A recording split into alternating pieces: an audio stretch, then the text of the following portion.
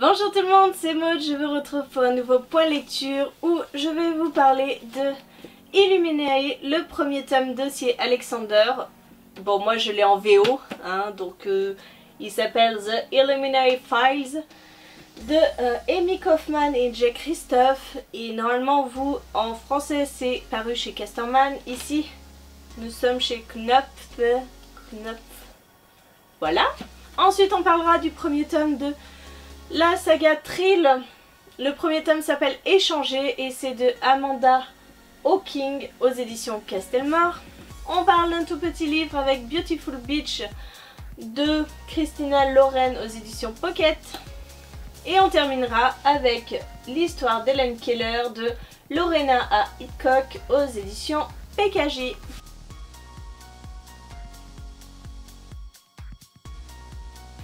Allez, on commence avec cette grosse briquette de 700 pages que j'ai lu en VO.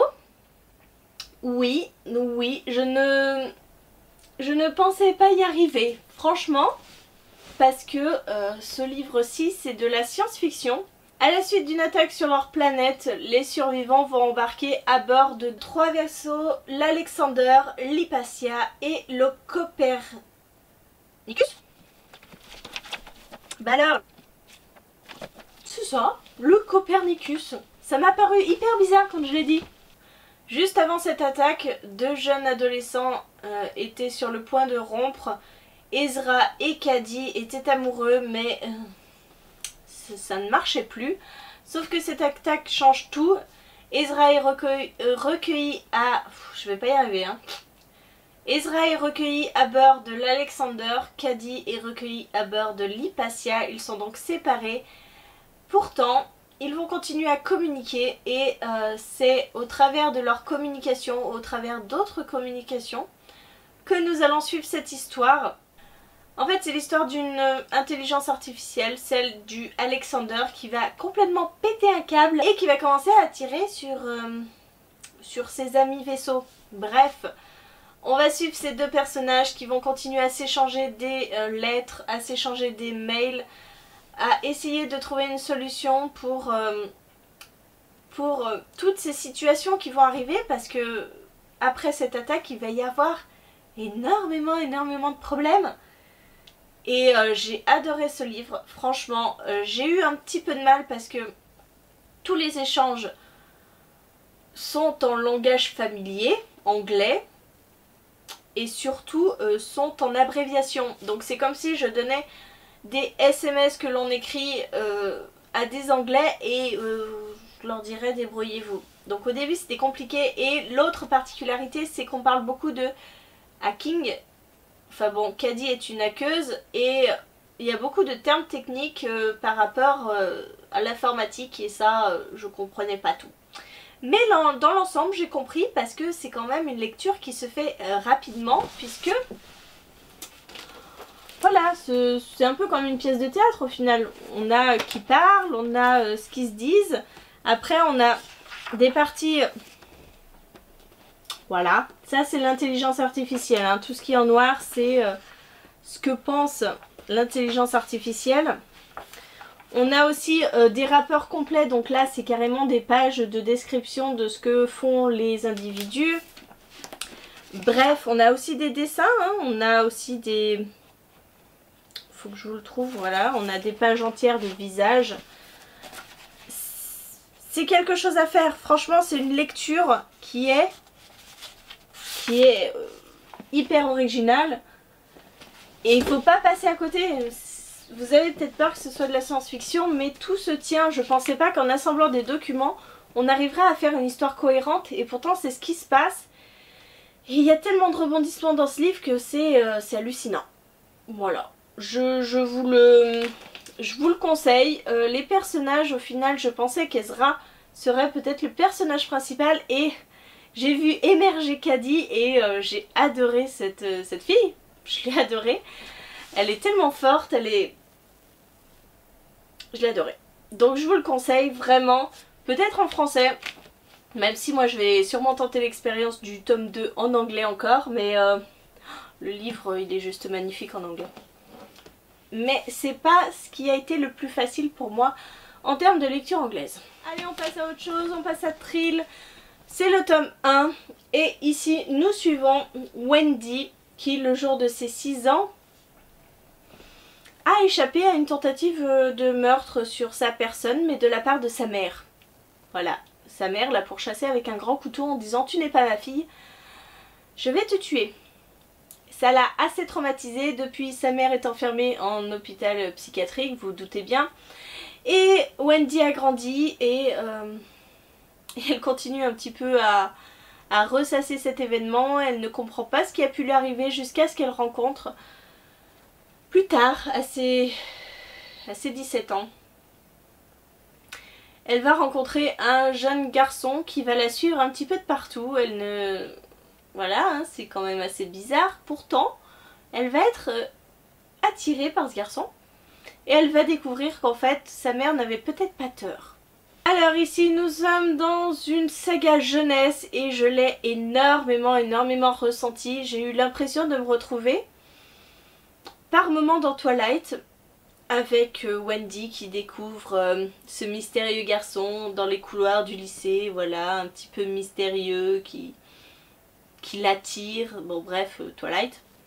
J'ai eu l'impression de me retrouver sans l'avoir lu, hein. Je n'ai jamais lu Gardien des Cités Perdues, mais j'avais l'impression d'y être aussi, puisque on vient apprendre à cette jeune fille qu'elle ne fait pas partie de ce monde, mais qu'elle est une troll. Oui, parce que le Thrill, c'est des trolls. C'est moins glamour que des elfes, hein, mais je vois pas de grande différence hein, quand on va dans le monde des trolls.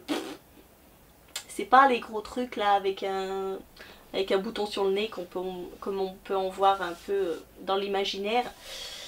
Ça m'a fait penser aussi aux ailes d'émeraude, pareil, on vient arracher une jeune fille à son milieu, son monde habituel, et puis on lui fait découvrir que bien sûr c'est un être exceptionnel et bien sûr qu'elle a une grande destinée. Et ça manque pas, en fait Wendy c'est ça, hein. Wendy elle va apprendre qu'elle est un troll, qu'elle fait partie d'une famille, qu'elle a été échangée à la naissance avec un autre être humain et que bien sûr sa mère avait raison, qu'elle n'était pas sa fille mais bien une échangée. Ça se lit vite, c'est pas désagréable mais c'est hyper jeunesse quoi. J'ai levé les yeux au ciel 20 fois quand la fille... elle a vu le gars 2 fois, hein, le gars qui la suit quand même, qui est sans arrêt en train de l'épier. Et ben, oh là là, je crois que je suis amoureuse. 2 fois tu l'as vu. Et t'es amoureuse. Voilà. Après on découvre un petit peu l'univers des trolls. C'est pas désagréable mais c'est pas original. Et je vais continuer la saga.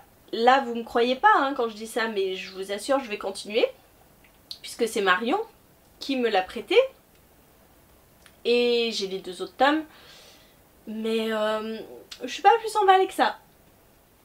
On verra. Alors, ce livre-ci je l'ai lu juste après Illuminae. Parce qu'il me fallait quelque chose quand même de pas prise de tête, parce que Illuminae m'a quand même bien pris le chou, hein, même si c'était très bien, mais bon, en anglais, voilà. Donc j'ai continué la saga, c'est le second tome de la saga Beautiful. Le premier c'était Beautiful Bastard, que j'avais bien aimé. Je continue à mettre en garde, ce livre est toujours aussi cru, hein. C'est de la romance érotique, ce livre il est minuscule, mais alors vraiment très minuscule. Et on continue à suivre Chloé et Bennett. Pour rappel, dans le premier tome, Chloé était l'assistante de Bennett et Bennett était un vrai salaud, hein, son patron était un salaud, sauf que ces deux-là, ils étaient complètement attirés l'un par l'autre et ben ils laissaient libre cours à leur attirance. Là on continue, j'ai bien aimé cette suite, pareil, hein, ça casse pas 3 pattes à un canard, c'est de la romance érotique. Sauf que comme ils sont un peu séparés, et ben c'est pas sans cesse en train de coucher à droite à gauche toutes les 2 pages. Parce que c'était un peu dans le premier tome. Non, c'est plus léger. Là ils partent en vacances. Voilà, ils sont complètement débordés par leur boulot, chacun de leur côté. Ils prévoient un déménagement à New York. Et Bennett décide d'inviter Chloé en vacances en France, sur la Côte d'Azur. Et voilà, c'est détente, c'est pas prise de tête, c'est plutôt mignon leur relation, moi je l'aime bien. Finalement, c'est mignon. Il n'y a pas de grand drame comme dans le tome 1, donc ça va bien. Et le dernier livre, c'est l'histoire d'Hélène Keller. C'est aussi un livre jeunesse, mais cette fois-ci, on va suivre l'histoire d'Hélène, qui est une petite fille de 6 ans qui est, depuis qu'elle a 2 ans, à la suite d'une congestion cérébrale, qui est muette, sourde et aveugle. Voilà. Imaginez-vous dans le corps d'une petite fille, dans cet état. Ne pas voir, ne pas entendre, ne pas pouvoir parler. Voilà. On est là, on apprend à connaître Hélène qui est une petite fille mais très désagréable. Hein. À 6 ans, elle ne sait pas communiquer, elle ne peut que se mettre en colère. Voilà, elle ne sait pas l'environnement qui l'entoure, elle ne comprend pas, elle ne comprend rien. Et sa vie va basculer quand elle va rencontrer Anne, qui va être envoyée chez cette famille pour justement apprendre à communiquer à cette petite fille. Alors tout d'abord avec en communiquant le langage, en tapotant dans la main, en lui apprenant l'alphabet, mais elle n'a pas vraiment conscience que c'est l'alphabet. Bref, toute une découverte et on va voir toute la vie d'Hélène Keller puisque elle va apprendre à communiquer, elle va faire de grandes choses. Et dans ce livre-là, eh ben, c'est cette très belle histoire qui nous est contée. J'ai adoré ma lecture parce que c'est une histoire qui ne peut que nous toucher parce que c'est une histoire réelle. Hélène Keller a vraiment existé, c'était au 19e siècle. On voit tous les prémices de la communication en braille, tous les prémices d'une société émergente du féminisme qui va monter en puissance, une société où les femmes ne sont pas éduquées et Hélène va casser tous ces codes et va parvenir à faire de sa vie une chose magnifique alors que à la base elle partait complètement perdante en étant handicapée. C'est une magnifique histoire et j'ai adoré en fait qu'on ne voit pas que le point de vue de Hélène, on voit aussi tout ce que Anne a apporté parce que oui, Hélène est la vraie héroïne dans cette histoire, mais qu'est-ce qu'elle aurait fait sans Anne? Donc c'est très bien retranscrit et ça m'a donné vraiment envie de me pencher sur cette grande dame qui a été Hélène Keller et à cette grande dame qui l'a accompagnée et qui a été trop souvent mise dans l'ombre. Voilà, je sais pas quoi vous dire d'autre, c'est une biographie ce livre, mais ça se lit vraiment comme une histoire, comme pour apprendre des choses, pour comprendre la force de caractère qu'a eu. C'est vraiment une leçon de courage, voilà c'est ça. Ce livre c'est une leçon de courage et quand on veut vraiment, quand on a la soif d'apprendre, et ben rien ne peut nous en empêcher. Voilà, j'en ai terminé avec ce point lecture. J'espère que la vidéo vous a plu. J'espère vous avoir peut-être conseillé sur un des livres que vous ayez envie de lire ou quoi. N'hésitez pas à me dire en commentaire si vous en avez lu un de ces 4, si vous les avez aimés ou non. En attendant, je vous fais des gros bisous, je vous souhaite une très bonne journée, de très bonnes lectures et je vous dis à très bientôt pour une nouvelle vidéo.